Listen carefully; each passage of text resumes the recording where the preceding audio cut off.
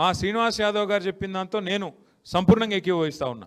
ముఖ్యమంత్రి గారు చేసే మోసం ఏదైతే ఉందో, చిత్తశుద్ధి లేని శివపూజ కాంగ్రెస్ ప్రభుత్వం ఏదైతే చేస్తుందో దయచేసి వారిని విశ్వసించకండి. శ్రీనివాస్ గౌడ్ గారు, జాజుల శ్రీనివాస్ గౌడ్ గారు ఒక మాట అన్నారు.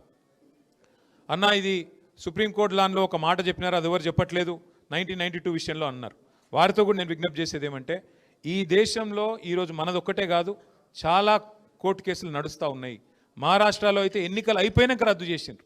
మీకు యాదకుండాలి, మీకు తెలవాలి. మహారాష్ట్రలో ఎన్నికలకు పోయినరు, రిజర్వేషన్లు పెంచిండ్రు, ఎన్నికలు అయినాయి, మొత్తం ఖర్చు పెట్టినరు ఎక్కడోళ్ళక్కడ. మరి అల్టిమేట్గా మళ్ళీ వాళ్ళకి ఎవరికి పదవులు లేకుండా మొత్తం రద్దు చేసి పారేసింది కోర్టు.